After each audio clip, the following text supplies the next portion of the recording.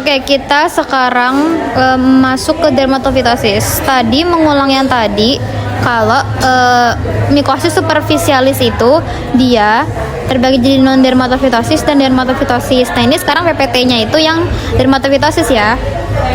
Nah, dermatofitosis itu adalah mikosis superficialis yang mengenai jaringan terkanalisasi. Jadi dia tuh lebih dalam daripada non dermatofitosis tadi. Nah, dermatofitosis itu penyebabnya adalah dermatofit atau dermatofita. Nah, dermatofita itu dia punya 3 genus. Jadi ada genus apa aja? Ada genus Microsporum, genus Trichopitin, dan genus Epidermophyton. Nah, ini kita bahas satu-satu. Tapi sebelum itu kita masuk ke pendahuluannya dulu. Nah, si dermatofit itu kira-kira ditemukan pada kulit manusia sebanyak 15%. Terus dia itu sebagian besar ditemukan pada binatang menyusui dan liar. Dan hanya sedikit sebagai sporofit yang hidup bebas di tanah. Transmisinya itu kontak langsung ya, dari benda yang terkontaminasi. Nah, dermatofit itu memiliki kemampuan keratolitik. Keratolitik itu apa? Jadi keratolitik itu kayak dia tuh zat yang berfungsi untuk meluruhkan atau mengangkat lapisan kulit mati. Nah, terus penyakitnya itu disebut dermatofisis tinea. Makanya nanti kita banyak nemu tineaan. Nah, sekarang ke klasifikasinya. Jadi tadi kan ada 3 genus. Nah, kita mulai dari genus Microsporum dulu. Genus Microsporum itu jadi dia tuh spesiesnya ada, ini spesiesnya. Nah, spesiesnya itu ada Microsporum gypseum, Microsporum canis, sama Microsporum audouni. Nah, itu yang kita bahas. Sekarang kalau yang genus Trichophyton itu ada yang Tripsodium rubrum, Citrosudram mentayonisis, mentansuran. Nah, itulah ya. Nah, kalau genus Epidermophyton itu spesiesnya ada yang spesies genusnya itu Epidermophyton floccosum. Nah, Epidermophyton floccosum itu dia punya gambaran klinik. Nah, tinean ini tuh gambaran kliniknya.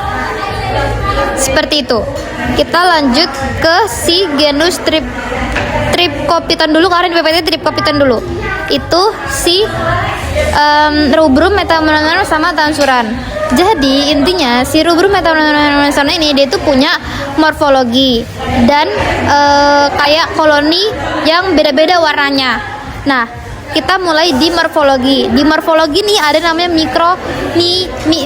mikrokonidia. Mikrokonidia itu adalah bentuk spora yang paling banyak. Jadi si Trichopiton ini dia itu tuh mikronidianya tuh beda-beda. Nah, beda-bedanya apa? Bisa kita lihat di sini. Ini perbedaan mikronidianya. Kalau yang Mentagrophytes itu dia itu mikronidianya itu banyak, subferis yang mirip buah anggur. Dan kalau yang rubrum dia itu berbentuk kayak tetesan air mata. Kalau tonsurans dia itu mikronidianya besar, banyak membelah dan bisa dihasilkan pada cabang-cabang pendek. Sekarang kalau koloninya itu intinya dia tuh fluffy seperti kapas, granular hingga seperti bubuk atau powdery. Dan warnanya itu yang beda-beda. Kalau rubrum dia itu menghasilkan pigmen merah atau tua atau kuning. Kalau Mentaphrogits itu warnanya cenderung ke krem hingga coklat kekuningan. Kalau yang tonsurans itu dia lebih ke putih, kuning dan merah. Begitu. Nah, ini mikroskopisnya. Kita lanjut ke genus Microsporum. Genus Microsporum. Tadi ada 3 ya, ada yang Gypseum, Cavis dan audioni.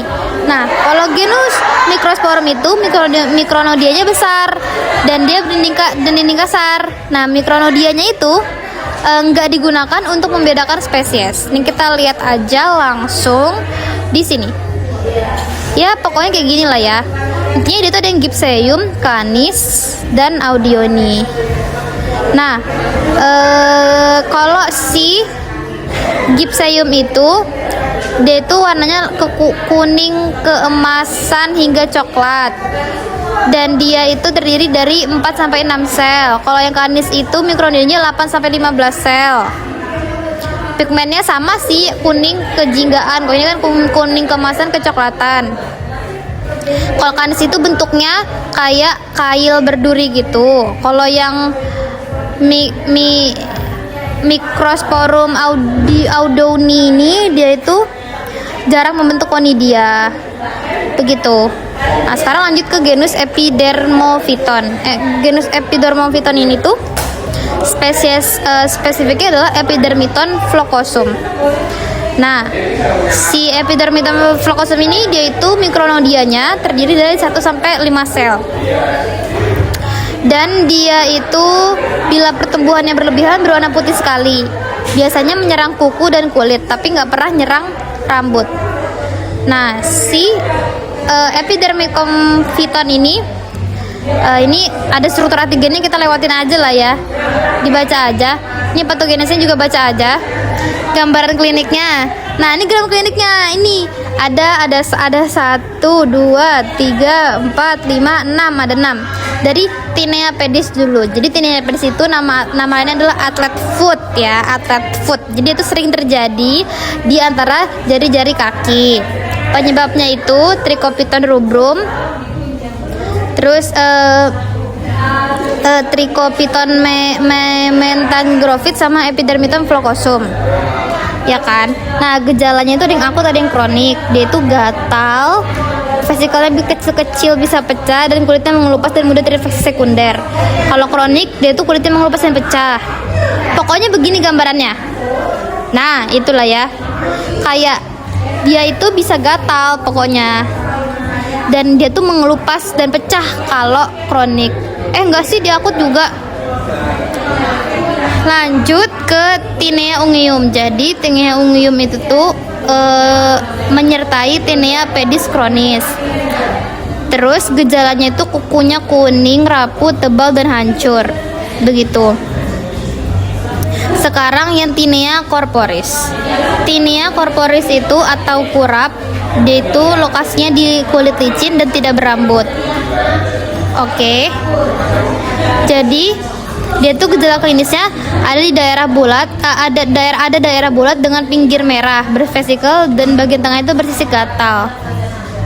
Begitu. Sekarang Tinea cruris atau jock itch. Dia tuh lokasinya di lipat paha. Dia itu lesinya bersisik dan eritem di daerah intertriginosa. Itu gatal ya. Nah, ini Tinea cruris di lipat paha begini tuh, kayak bersisik, eritem gitu. Lanjut ke Tinea barbae. Tinea barbae itu di rambut janggut. Gejala klinisnya itu ada lesi, eritematosa, dan edema. Sekarang Tinea capitis. Tinea capitis itu ada di rambut kepala, dan dia itu seperti ini. Begitu. Jadi gejala klinisnya itu rambutnya mudah patah di dalam atau pada permukaan folikel rambut. Ada eritem, edema, bersisik, vesikel, daerah botak rambut. Tinea capitis itu punya tipe lain, ada yang namanya tipe black dot seperti ini. Nah, diagnosanya dengan kerokan kulit, kuku, atau rambut terinfeksi. Bisa pakai pemeriksaan mikroskopis juga, dikasih KOH 10 sampai 20% ya kan. Bisa pakai biakan yang sabar out. Nah, pengobatannya itu kalau infeksi kulit kepala, cabut rambut yang terinfeksi. Terus kasih griseofulvin selama 1 sampai 2 minggu, sering keramas, krim anti jamur. Terus infeksi pada tubuh. Kalau infeksi pada tubuh kita kasih krim miconazole, asam undesilanat, asam salsilanat, dan atau asam benzoat. Kalau infeksi pada kaki, kalau di akut kita rendam dalam larutan ini sampai peradangan mereda, kemudian beri anti jamur. Kalau kronik kasih krim anti jamur. Nah, sekarang otomikosis. Jadi kenapa bisa tiba-tiba ada otomikosis dermatofirosis? Jadi sebenarnya kalau kita lihat di sini, otomikosis itu adalah bagian dari mikosis superficialis. Jadi dia itu bukan di bagian dari dermatofitosis. Karena kenapa? Karena dia itu jamur non dermatofik begitu. Makanya dia tuh harusnya nggak termasuk ke dalam dermatofitosis, tapi ada di PPT-nya dermatofitosis. Jadi pembagiannya seperti ini ya kawan-kawan. Nah, otomikosis itu infeksi jamur kronik atau subakut yang di telinga luar dan lubang telinga luar. Nah, gejala klinisnya itu inflamasi eksudatif dan gatal. Etiologinya itu Aspergillus, Penicillium, dan Mucor. Penularan setelah kontak langsung. Nah, seperti inilah ya otomikosis. Jadi gejala klinisnya itu kayak rasa penuh dan sangat gatal dalam telinga. Liang telinganya itu bisa ada edema eritem dan berkrusta. Pendengaran juga terganggu. Begitu. Terus kalau diagnosisnya pakai kerokan juga lagi ya kan. Nanti sediaannya langsung dengan KOH 20%, terus nanti terlihat tifat tanpa spora. Atau pakai agar sabaraut lagi. Nah, sekarang keratomicosis, keratitis mikotik. Nah, dia ini pada mata, pada kornea mata yang menyebabkan ulcerasi dan inflamasi. Terjadinya itu sesudah trauma mata. Penyebabnya itu agak sama. Tadi ada Aspergillus, Penicillium, Cephalosporum, sama Scrofularia. Nih matanya jadi kayak gini. Jadi gejala kliniknya itu kayak jadi abrasi mata atau trauma mata, nanti jadi ulkus kornea, menonjol dan inflamasi kornea. Terapinya pakai antibiotik dan steroid. Jadi untuk mencegah sikatrik. Nah, terapinya itu juga pakai larutan nistatin dan amphoterisin, diberikan tiap jam. Bila ada perbaikan, dosisnya dikurangi. Begitu. Bisa juga diberikan derivat azol. Terima kasih.